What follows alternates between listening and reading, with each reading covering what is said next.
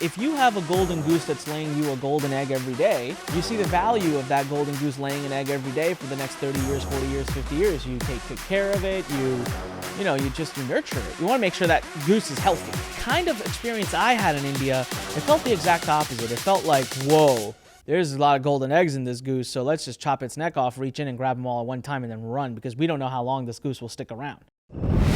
This is The Fighting Entrepreneur, the podcast dedicated to entrepreneurs looking to change the world. Learn how to start, build, and scale a business in today's highly competitive business environment. Here's your host, The Fighting Entrepreneur, Anik Singal. What's up, you crazy fighting entrepreneurs? This is your favorite person, Anik Singal, and today it's story time. So let's all take off our shoes and have a seat around in a circle, and I'm going to tell you a story. I get asked this question all the time, and I've kind of avoided answering it at the risk of offending people, but I think I'm going to answer it today. And I want to start by saying I don't mean to offend anybody. This is what's about to happen is purely my experience.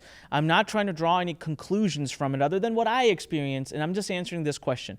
Why did I leave India? Why did I stop having a company in India? I mean, I had at some point like 70 plus employees there. We had a beautiful, amazing office. And I've had a lot of years to go back and reflect upon what the heck happened when I was there, because it was probably one of the most miserable times of my life from a business perspective. Now, let me tell you, all of those moments led me to meeting my wife, and that is the best thing that's ever happened to me. So I would do it all again 50 times, if not 100 times, if not 500 times, if it meant meeting my wife. But, if I were to do it again, which I probably will, I don't think that Lurn could go too long without having an office at some point in India. How would I do it again? How would I do it different? And what happened? So the biggest thing is, and this is by request of my lawyer, Michael Kerrigan. So Michael, this one's for you, buddy. You wanted to know about the experience I've had about running a business in India versus running a business in the US and why I left India. So here's the backstory to how I even got to India. And then I'll kind of talk to you about some of the experiences I had and how it's been different than running a company in America. So when I was growing my company, I'm obviously born and brought up in America. So I started my company here in America. And I was just building and everything was going so well, and it felt like I had the golden touch and everything was going well. And I wanted to do the next big thing, right? I wanted to build a big tech platform. And so what is every company? This is 2005, 2006, 2007, 2008. Every company back then was just like outsourcing to India. It was like the thing to do. And I thought, outsourcing to India, I am Indian. I know the language. I got an advantage here. So I just thought, hey, you need technical people? You need people to code stuff? Go to India. That's where all the coders are. That's what every big company's doing. So I remember I found a company via freelancer.com. So it was an outsourced platform, Freelancer, still around. And I had like a $25 project that I put out there. And I said, it was a forum. I wanted to install a forum on a website. So somebody bid on it, $25, happened to be an Indian person. I said, sure. They did a great job. They installed it that very night. The next day I was done. I'm like, whoa, that was awesome. I said, hey, can you do another project? So I gave him a $200 project. Then I gave him a $500 project. Then I gave him like an $800 project. And I remember the person one day writes to me and says, hey, do you have even more work? Because just so you know, we have an entire company here. I have like a lot of developers. It's not just me. And I thought, interesting, is that right? And so where are you based in? Mumbai, India. I said, oh, interesting. All right, Mumbai, India. All right. So I start to give more and more and more work. And we got to a point where I grabbed my mentor back then, Scott Laughlin, and I said, I had these big ideas, right? I'm going to go to India. I'm going to set up my own facility, and I'm going to have I'm going to outsource most of my work to India. It's going to be amazing. That's what the big companies do. I'm a big time CEO. It's going to be awesome, right? So my mentor came with me. We both took a trip to India. I hadn't been to India at that point in like 15 years. And I don't have anybody in Mumbai, by the way. All of my family lives in north of India. So I have nobody there. So I'm basically a foreigner landing there. I knew the language, so that helped a lot. So we get there and I start working. I loved this company. I loved the founders of the company. Still stay in touch with, one of them at least, and just started giving them a ton of work, and they were working really hard for me and for the company. And next thing I know, I start spending a lot more time in India. I kind of fall in love with the culture and with the country, and I start to have my dream of really having a big operation there. So I start going a month there, month back, month there, month back. And one day I just decide to make an offer to the company, and I say, I want to buy you guys out. I want to buy your company, and I want to kind of soak it into my own operation here. And I set up my own office. I had my own customer support team there. And I got to give a shout out to a few of my team members that are still with me. Now, I set this up 10 plus years ago. Some of my team members that are from the India team that are still working with Lurn from India are just celebrated their 10-year anniversary, which is crazy. And so, I set up this office and I eventually end up buying this company. And that's kind of when the madness begins. And I start to see just how different things are. So the culture in India, it's just different. The way you do business is different. All the way from registering your company, the paperwork. We're so spoiled here in America. I mean, we go online, we fill out some forms, we submit, 2 days later, here you go. Here's your EIN number. Here's your business ID. Here's your blah, blah, blah. Oh, not in India. Not even close. It was weeks of just going back and forth to offices. And, you got to pay some people, and there's some things that have to happen under the table. And I had someone there who was helping me handle all of that. And that was part of the problem. I started to trust that person way too much. And that person went on to really abuse that trust in a bad way. But at that time, at least they were handling it. And then it's like you negotiate for the actual place, the office. That in itself, you're just dealing with a lot of I feel like when I was in India, at any given time, I had to have my guard up because I didn't know who would screw me, who would scam me, and who had an out for me. And I'll tell you why. I think the underlying ideology that I walked away with was that in America, if you have a golden goose that's laying you a golden egg every day, you see the value of that golden goose laying an egg every day for the next 30 years, 40 years, 50 years. You take good care of it. You nurture it. You want to make sure that goose is healthy, right? The kind of experience I had in India, it felt the exact opposite. It felt like, whoa, there's a lot of golden eggs in this goose, so let's just chop its neck off, reach in and grab them all at one time and then run because we don't know how long this goose will stick around. And so for me, I just kept having these experiences where I felt like everyone wanted to get from me as much as they could as fast as possible. And so when they want to go as fast as possible and get from me as much as they possibly can, guess what they're not worried about? They're not worried about quality of work. They're not worried about me. And if anything, they're actually worried about screwing me over so that they can get as much out of it. And I just started dealing with this stuff a lot. Now, the biggest mistake I made, so one of the biggest things I would not do when I go back to India in the future is we hired at the advice of this man who I began to trust way too much, who eventually ended up completely, ripping me off and stealing from me. And that was a separate story. That was handled. It's probably a whole book being written about it right now, by the way. But, at his advice, I began to build this team in India, and they're all junior staff. They were all fresh out of college, young kids. Why? Because they're not expensive. I mean, at that time, I was hiring developers, full-time developers at $450 US a month. So in India, the problem is you just throw people at it, right? Like here, today I have a development team of 5 people. I had a development team back then of like 25 people. They were doing less work collectively than the 5 I have today. Their skill set was junior level, super junior level. And so the work that's coming out was bad. The mentality was immature, was new, right? They didn't know what it's like to be. So every time I offered them something great, or if I was trying to be a really good boss and I was offering something of great value, they didn't know because they had never had a job before that. So they just thought this is what we're rightfully deserve. And they would just constantly want more. And there was a lot of complaints. And so I remember diving deep into why is that?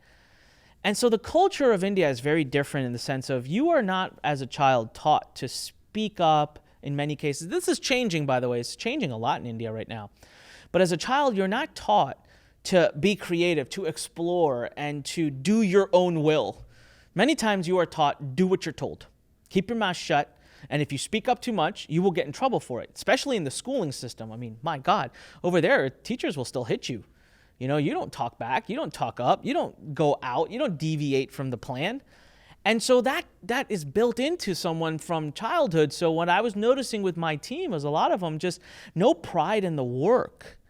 They were there to collect a salary. They got there at the time they need to, and they left at the time they needed to. There was no extra work, no extra hours. And if they could cut corners to get something done, they would. But the problem is that those corners that were cut would cost us a lot in the future.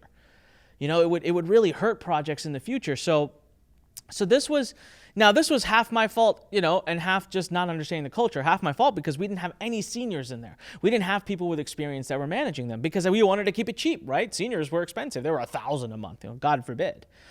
So that was a big mistake. But again, the culture was so different. Our electricity would go off, and even though we were paying a company per month to maintain the electrical network, they'd come in and the electrician they sent, he would know exactly what to do, and he'd stare you dead in the face and say, I'm not going to click that button until you pay me. And it's like, well, we pay your company already. Like, we pay for this service. And he'd say, fine, call them. Or look me right in the eyes and tell me, I will stretch this trip out 3 more trips. It will take another 3 days before I do what I need to do, or you can pay me right now. And the amount that he would be asking for, the truth was minuscule compared to the grand scheme of what I would lose, and he knew that. So I would constantly find myself having to pay people off. I'll tell you one experience that I'll never forget, and I don't care if the person who did this to me is listening right now. I hope you are, because this epitomizes exactly one of the reasons why I left. There was an individual who was high up. It was leadership in the company. Now, this is I'm done, okay? Like, my business is shutting down. I'm 1.7 million in debt. I've been frauded left and right, and I'm just wrapping things up in India. And even then, I'm being so good to people. I'm giving them 2-3 months of severance, and let them know weeks in advance. I said, I'll just work for 2 more weeks, but then quit and go look for a job, and I'll pay you for 2 more months. And during this time, something happens. I need a project developed to finish up a big project that's costing the team a ton of time.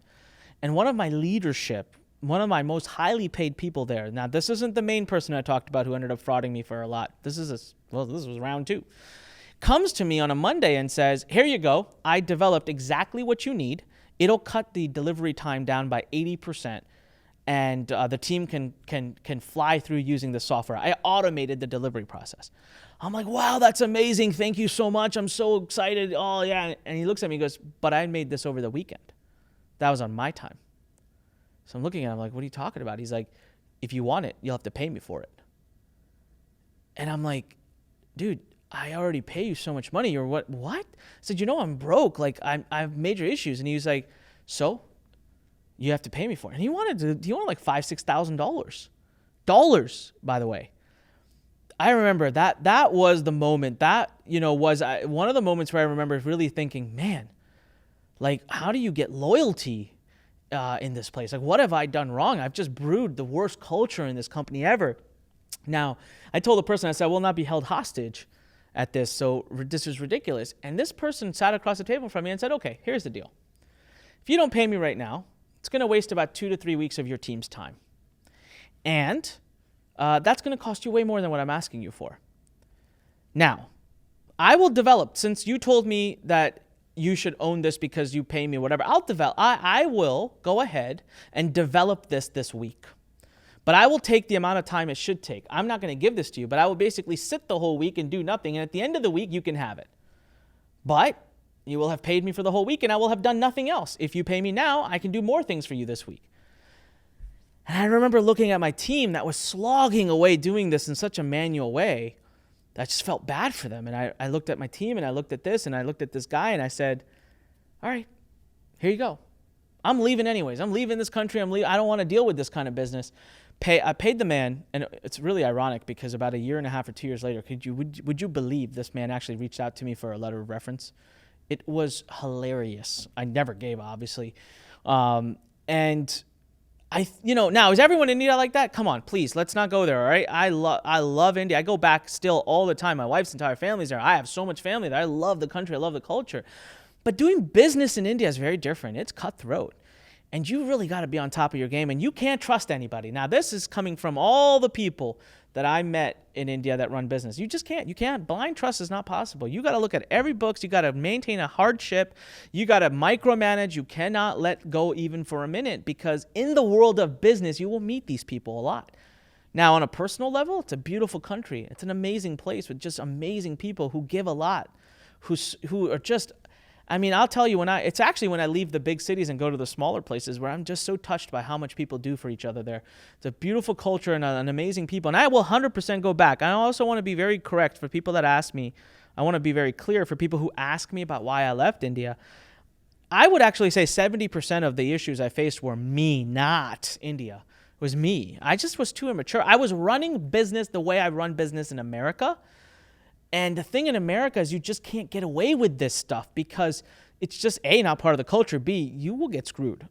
Like you will get in trouble. Over there, the structure, the infrastructure is just not there for the consequences of one's actions. And so people are a little bit more open to exploit you in the world of business. So if I were to go back, first and foremost, I would hire a senior management team that's got a lot of experience. Secondly, I would review everything very closely, or someone at least I trust a lot in the US to review the books, the financials, and everything. Third, no blind trust. Fourth, really, it goes back to hiring the right people that have pride in their work. What I was doing was hiring the cheapest people I could find, and that was getting what I was paying for. They didn't care about the work. What they cared about was their salary, and so their work sucked. And when time came for loyalty, they didn't have it because, again, they weren't there for the purpose of the company, the mission, and me. They were there for their salary, which they were getting. And so that was what happened.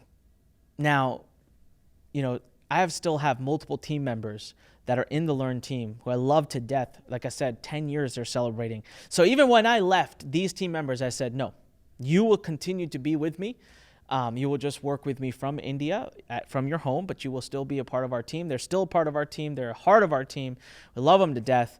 And I still bring on people from India. I just don't do it the way I used to. I've learned one thing in my life, and that is that you get what you pay for. So if you want people from India who take pride in their work, who are good, who are talented, who are skilled, stop discount shopping. Pay them what they're worth, and you will get the work that you want. That's what I've learned, and it's served me very well. And I can't wait till I go back to India to conquer that market one more time. But I will do it the right way this time. So the biggest cultural difference, Michael Kerrigan, you were asking me, the biggest cultural difference was the level of talent that you have available, how you hire it, and making sure you get people that will truly take pride in your mission and in their work and in quality and not just being there for the paycheck. And remember, in the world of business especially, there are a lot more sharks out there in India than there are maybe what we're used to in the Western world. So you got to keep your eyes and ears open. So that was what happened in India. Of course, in a later day, some other time, I'll tell you the rest of the story, how I recovered from it, what happened, all the police cases that went down, the drama, film, it was flat out filmy style drama, like movie style. But that's for another day. For now, fighting entrepreneurs. You asked why I left India, what happened in India, and what's the difference between India and US and running businesses. That's the harsh truth. I didn't want to offend anyone.